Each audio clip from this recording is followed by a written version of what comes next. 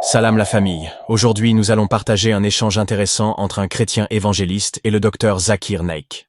Restez avec nous pour découvrir la question et la réponse qui en découle. Plus de 80% d'entre vous qui regardent nos vidéos ne sont pas encore abonnés. Nous vous prions de vous abonner pour nous soutenir afin d'atteindre les 200 000 abonnés. Inch'Allah. Merci beaucoup, Cheikh, pour votre merveilleuse présentation. Je suis l'évangéliste Olifi Rupello Wotan. Je suis un évangéliste chrétien ainsi qu'un juriste. Votre présentation est très instructive pour nous, en tant que chrétiens. Nous sommes d'accord sur de nombreux points. Nous ne sommes pas d'accord sur d'autres également. J'ai deux questions que je voudrais vous poser. La première question concerne la shahada. Il n'y a de Dieu qu'Allah et Mohammed et son prophète. La question que je soulève à propos de la shahada concerne ce que votre fils a expliqué plus tôt en expliquant comment les musulmans devraient faire du dawa pour atteindre les non-musulmans. Là où il a expliqué que lorsque les chrétiens diront que Muhammad est mentionné 5 fois dans le Coran et Isa ibn Maryam est mentionné 25 fois, alors on pourrait logiquement se demander pourquoi alors parmi tous les prophètes, même si Isa ibn Maryam est plus mis en avant dans le Coran que Muhammad. Muhammad est celui qui est mis en avant dans la Shahada et non Isa ibn Maryam ou un autre prophète mentionné par le Coran. Très bonne question. Notre ami érudit, qui est chrétien et spécialiste de la Bible, a posé une très bonne question. Il a dit que dans la Shahada, qu'il n'y a de Dieu qu'Allah et que le prophète Mohammed est le messager d'Allah, il pose une question très importante. Et je crois qu'il a étudié un peu le Coran. Il a dit que lorsqu'on lit le Coran, le nom du prophète Mohammed n'apparaît que 5 fois. En réalité, Mohammed est mentionné 4 fois et Ahmad 1 fois. Mohammed est mentionné seulement 4 fois, pas 5 fois. Ahmad, dans la sourate As-Saf, chapitre 61, verset 6, c'est Ahmad. Mais Ahmad est un autre nom pour Mohammed, donc je suis d'accord avec vous. Le prophète Mohammed est mentionné 5 fois dans le Coran. Mais si vous lisez le nom de Jésus, que la paix soit sur lui, il est mentionné 25 fois. Et le frère a raison. Il a raison. Donc sa question est, lorsque Muhammad, que la paix soit sur lui, est mentionné seulement 5 fois par son nom, et que Jésus, Isa alayhi salam, est mentionné 25 fois, pourquoi prenons-nous le nom du prophète Muhammad dans la Shahada et non pas celui du prophète Jésus? Que la paix soit sur lui. Très bonne question.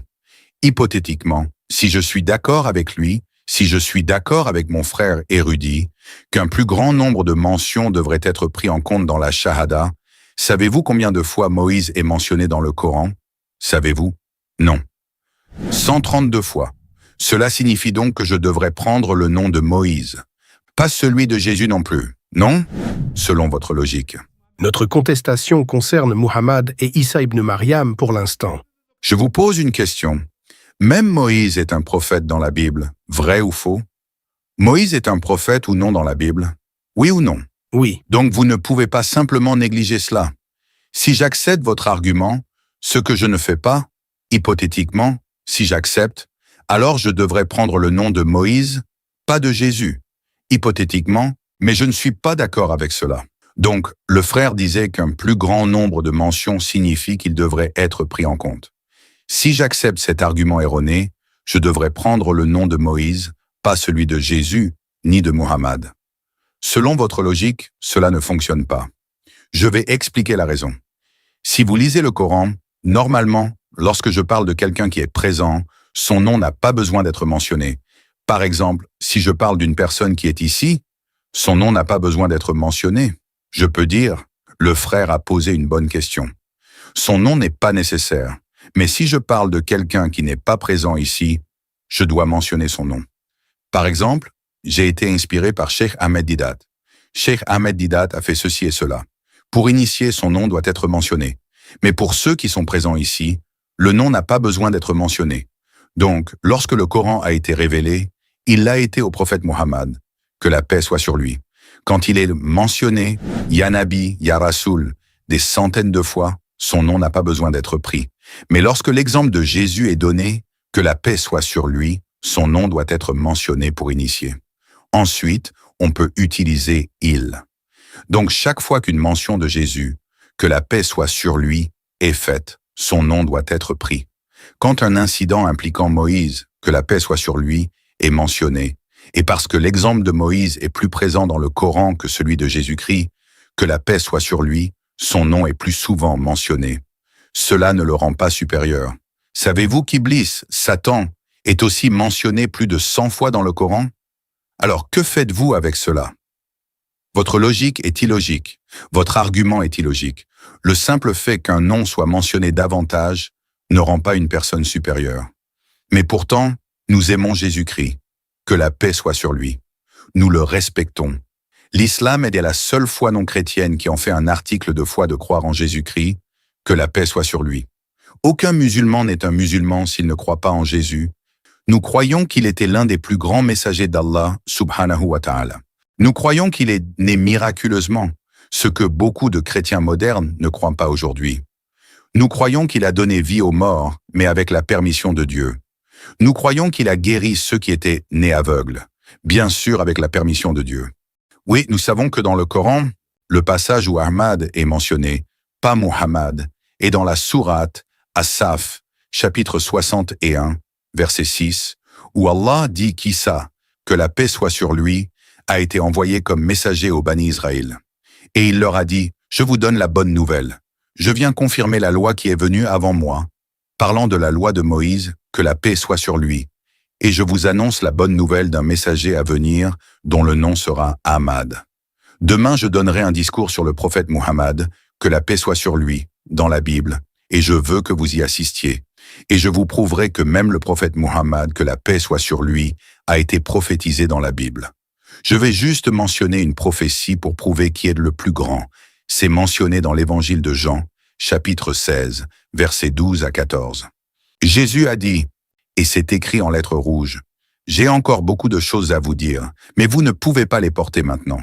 Cependant, quand l'Esprit de vérité viendra, il vous guidera dans toute la vérité. Il ne parlera pas de lui-même, mais tout ce qu'il entendra, il le dira. Il me glorifiera. » Ici, Jésus, que la paix soit sur lui, dit aux gens présents, « J'ai encore beaucoup de choses à vous dire, mais vous ne pouvez pas les porter maintenant. Cependant, quand l'Esprit de vérité viendra, il vous guidera dans toute la vérité. » Et hier, une dame disait, « C'est l'Esprit Saint, l'Esprit Saint. » Et je lui ai prouvé que ce n'est pas l'Esprit Saint. Nous savons donc, à partir du Coran et de la Bible, que les deux étaient de grands messagers de Dieu. Cependant, Jésus, que la paix soit sur lui, est venu avant le prophète Muhammad, que la paix soit sur lui. Et il est mentionné dans la Bible. Dans l'islam, tous les messagers qui sont venus avant le dernier et ultime messager étaient envoyés uniquement à un groupe particulier de personnes. Moïse, que la paix soit sur lui, était envoyé uniquement aux Bani Israël. Isa, que la paix soit sur lui, le Coran dit dans la sourate Al-Imran, chapitre 3, verset 49, qu'il était envoyé uniquement aux Juifs. La Bible dit la même chose. Dans l'Évangile selon Matthieu, chapitre 10, versets 5 à 6, Jésus-Christ, que la paix soit sur lui, dit à ses disciples, « N'allez pas vers les gentils. » Qui sont les gentils? Qui sont les gentils? Frères, savez-vous qui sont les gentils? Les nations anciennes? Vous êtes un érudit de la Bible. Cherchez sur Google, tous les gentils sont des non-juifs. Tous les non-juifs sont des gentils. Donc Jésus-Christ, que la paix soit sur lui, dit « N'allez pas vers les gentils. N'allez pas vers les non-juifs. N'allez pas vers les hindous. N'allez pas vers les gentils, mais plutôt allez vers les brebis perdues de la maison d'Israël. » Cela signifie qu'il faut uniquement délivrer le message aux Juifs. Et le prophète Muhammad, que la paix soit sur lui, a dit, c'est mentionné dans le Sahih Bukhari, dans un hadith du Sahih Bukhari, « Tous les messagers avant moi ont été envoyés uniquement à leur peuple, mais je suis le dernier messager envoyé pour l'humanité entière. » Allah dit dans le Coran, dans la sourate Al-Anbiya, chapitre 21, verset 107, « Nous ne t'avons envoyé que comme une miséricorde pour les mondes, comme une miséricorde pour toutes les créatures, comme une miséricorde pour toute l'humanité. » Alors, qui devons-nous croire? Aujourd'hui, si je dois mentionner le nom d'un messager, devrais-je mentionner un messager envoyé uniquement à un groupe, uniquement aux Juifs, ou devrais-je mentionner un messager envoyé pour le monde entier? Quel messager? Celui qui a été envoyé pour le monde entier. Lirez-vous la dernière édition ou l'ancienne édition? Donc, tous les messagers venus avant le Coran était destiné à un groupe particulier de personnes pour une période de temps particulière. Parce que le Coran était le dernier et ultime messager. Le Coran était la dernière et ultime révélation. Il n'a pas été envoyé uniquement pour les musulmans d'Arabie, mais pour toute l'humanité. Allah dit dans la sourate Ibrahim, chapitre 14, verset 1, « Alif Lam Ra ». Ce livre est révélé au prophète Muhammad pour guider l'humanité des ténèbres à la lumière. Le Coran dit dans la sourate Ibrahim, chapitre 14, verset 52, « Voici un message pour l'humanité, qu'ils en prennent avertissement, qu'ils sachent qu'il n'y a qu'un seul Dieu, que les hommes doués d'intelligence réfléchissent. » Le Coran dit dans la sourate Al-Baqarah, chapitre 2, verset 185, « Le Ramadan est le mois durant lequel le Coran a été révélé comme une guidance pour l'humanité, et pas seulement pour les musulmans et les Arabes, comme un critère pour distinguer le bien du mal. Donc si vous lisez le Coran, il est dit que le Coran est pour l'humanité entière, et que le prophète Muhammad est envoyé pour l'humanité entière, pour les gens du Kenya, de l'Inde, de la Malaisie, de l'Arabie saoudite, des États-Unis, du Royaume-Uni, pour le monde entier. Que ce soit un juif, qu'il se considère comme un juif, un chrétien, un musulman ou un hindou, il s'agit d'une religion universelle, non limitée à quelques-uns. C'est pourquoi je vous invite maintenant à étudier le Coran. Lisez le Coran et étudiez-le, et vous comprendrez que le nom du prophète est mentionné bien plus que 25 fois, indirectement. Parce qu'il était présent, son nom n'avait pas besoin d'être mentionné. C'est pour cette raison que nous, musulmans, dans le Shahada, mentionnons son nom après celui d'Allah, que le prophète Muhammad est le messager de Dieu. Mais nous devons également croire que Jésus est le messager de Dieu. Si vous ne croyez pas cela, vous n'êtes pas musulman. J'espère que cela répond à la question « Oui, je crois que Jésus est le messager de Dieu. » Ma deuxième question, le Coran dit qu'il n'y a pas de contrainte en religion. Et il y a 3 exigences pour les non-musulmans vivant dans des communautés ou des pays islamiques. L'une d'elles est qu'ils peuvent déclarer leur shahada pour devenir musulmans et ainsi exister là-bas. Une autre exigence est que s'ils ne se conforment pas à cela, ils peuvent être tués. La troisième est qu'ils peuvent payer la jizya pour pouvoir rester là-bas. Cela ne contredit-il pas le principe qu'il n'y a pas de contrainte en religion? Et n'est-ce pas contraire aux droits de l'homme? Le frère a posé une question disant que dans le Coran, il est mentionné qu'il n'y a pas de contrainte en religion. Cela se trouve dans la sourate Al-Baqarah, chapitre 2, verset 256, et c'est correct. Ensuite, il dit que si un non-musulman ne prononce pas la shahada, il doit être tué. Où cela est-il écrit dans le Coran? Pouvez-vous me montrer où dans le Coran il est écrit que si un non-musulman ne prononce pas la shahada, il doit être tué? D'où tenez-vous cela? Donnez-moi la référence.